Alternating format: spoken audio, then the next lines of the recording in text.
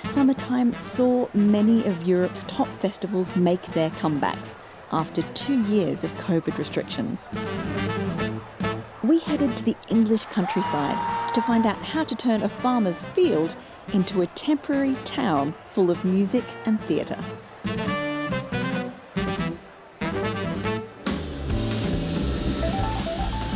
You've got the kind of core team, you've then got the district kind of coordination team, which is the outdoor set theming.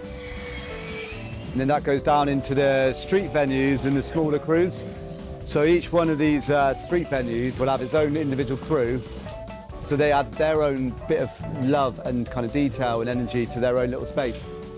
We've been working since last week. So we've kind of been working and then now it's suddenly do this, do that, do that, do that. It's all hands on deck. Is that this platform that's been based out? That's the platform we're working with, is it?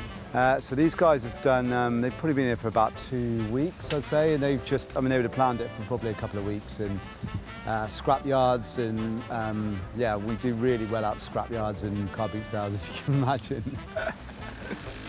We were supposed to be finished today, probably going to have to do a voluntary day tomorrow, because I don't think it's all going to be finished by tonight.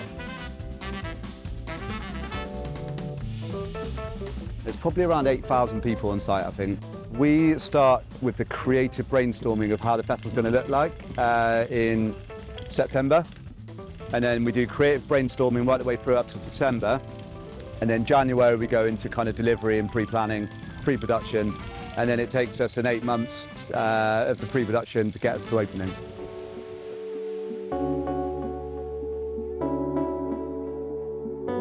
Now it's all about delivery.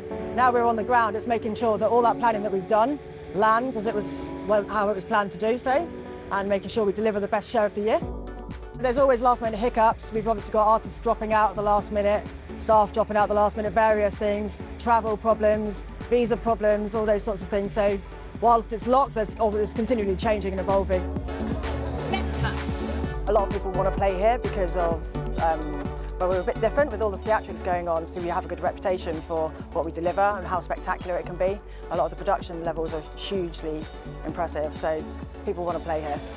As we come into the final show week of the build, we have a 24-hour shift, so we have a daytime crew and a nighttime crew, so we just keep it flowing through.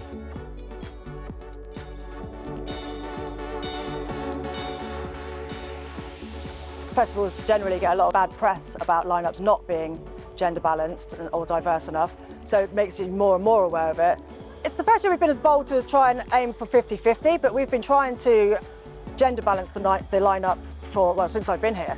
It's always been something we've been striving for, but it's not just about gender either, it's about diversifying the lineup to all people. You know, we want everyone to not only feel welcome, we want to go out of our way to try and bring them in. Coming from Southampton, everybody!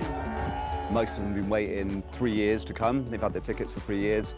The gates will open, they'll run in, they'll be setting up their campsites, be meeting their neighbours. It's really exciting, but before that, we have to get the site completely signed off. Thank you.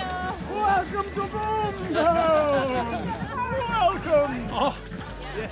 Our job is to make sure they're well behaved, of course. Make sure everyone's happy, well hydrated, especially in this sort of weather. Yeah. But yeah, make sure everyone's okay, man.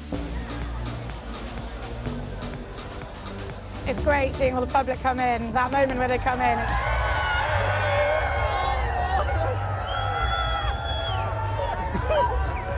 When they come into the city and get lost and get immersed and start interacting with the world, you can't replace that.